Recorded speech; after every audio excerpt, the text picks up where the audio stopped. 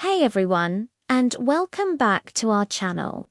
Today, we're re-diving into a topic that has shaped history and inspired billions, the life and teachings of Jesus. That's right.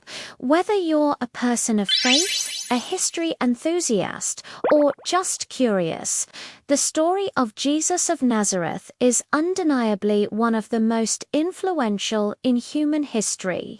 So, let's explore it together. To store, who was Jesus? Historically speaking, most scholars, both religious and secular, agree that a man named Jesus really did exist. He was a Jewish preacher and religious leader who lived in the Roman province of Judea during the 1st century. Exactly the primary sources we have for his life are the Gospels, Matthew, Mark, Luke, and John found in the Christian New Testament.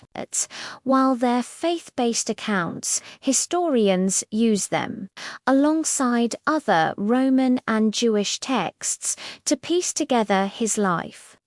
So, according to these accounts, Jesus was born in Bethlehem. His public ministry began when he was around 30 years old, after he was baptized by John the Baptist. He then started traveling, teaching, and gathering a group of followers, his 12 disciples being the most well-known, and his teachings were revolutionary for their time. He spoke about the kingdom of God, a concept that's been interpreted in many ways. It wasn't about a physical kingdom with borders, but more about a spiritual reality, a way of living centered on love, justice, and relationship with God. One of his most famous teachings is the Sermon on the Mount. It includes the Beatitudes, which are a series of blessings for the poor, the meek, and those who seek righteousness. It's where he says things like, "Blessed are the peacemakers," and encourages people to love their enemies. That idea of loving your enemies was radical. In a world often governed by an eye for an eye, Jesus taught forgiveness and compassion. He used parables, simple stories with deep meanings, like the Good Samaritan or the Prodigal Son, to make these profound ideas accessible to everyone, from fishermen to scholars. He didn't just teach, though. The Gospels describe him performing miracles, healing the sick, giving sight to the blind, and even calming a storm. For his followers, these weren't just magic tricks. They were seen as signs that the kingdom of God he spoke of was actually breaking into the present moment. These actions and teachings drew massive crowds, but they also created tension. He challenged the religious and political authorities of his day. He often criticized those who were outwardly religious but lacked genuine compassion, emphasizing that what's in a person's heart is what truly matters. This conflict ultimately led to his arrest in Jerusalem during the festival of Passover. He was accused of blasphemy by some Jewish leaders and of sedition against Rome. After a trial, the Roman governor Pontius Pilate sentenced him to crucifixion, a common and brutal form of Roman execution. Crucifixion was meant to be a public display of shame and power, but for Christians, this event is central to their faith.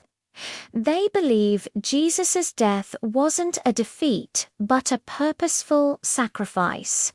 And that leads us to the most pivotal event in Christianity, the resurrection. According to the Gospels, 3 days after his crucifixion and burial, Jesus rose from the dead. His followers reported seeing him, talking with him, and eating with him. This claim of resurrection is what transformed a small group of frightened followers into the pioneers of a global movement.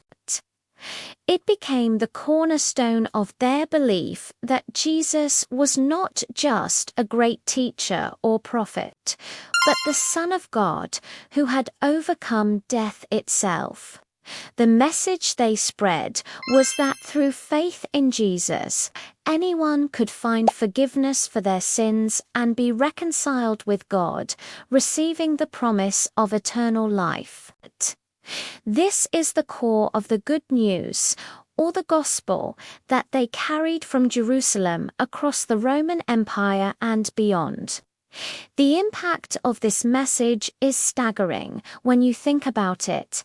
It has influenced everything from law and ethics to art, music, and philosophy for 2 millennia. Concepts we often take for granted, like universal human dignity and charity, have deep roots in his teachings. At the same time, the interpretation and application of his teachings have been complex and, at times, controversial throughout history. Different denominations and traditions have developed, each with its own understanding of his life and message. And that's what makes this such a fascinating and personal subject. Beyond the history and the theology, the central question for many people remains, who do you say Jesus is? Is he a historical figure, a moral teacher, a prophet, or something more? His teachings invite self-reflection when he says, "Love your neighbor as yourself." It's a simple phrase, but living it out is a lifelong challenge. It asks us to look at how we treat others, especially those who are different from us or in need. And that's a message that resonates far beyond any single religion. The emphasis on compassion, forgiveness, and serving others is a universal call to be better human beings.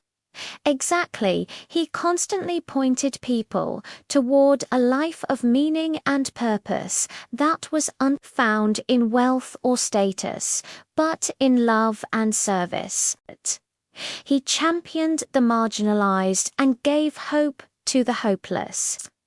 So, whether you view Jesus through the lens of faith or as a monumental historical figure, his story is one of profound impact.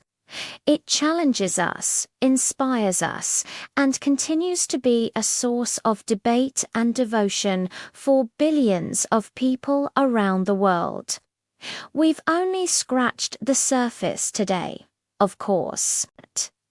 There's so much more to explore about his life, the world he lived in, and the different ways people have understood him over the centuries. We hope this conversation has been a helpful starting point for your own exploration. It's a journey of discovery that has captivated people for thousands of years. Thanks so much for joining us for this important discussion. If you found this conversation interesting, please give us a like and consider subscribing to our channel for more content like this. We'd also love to hear your thoughts in the comments below, respectfully, of course. We'll see you in the next one.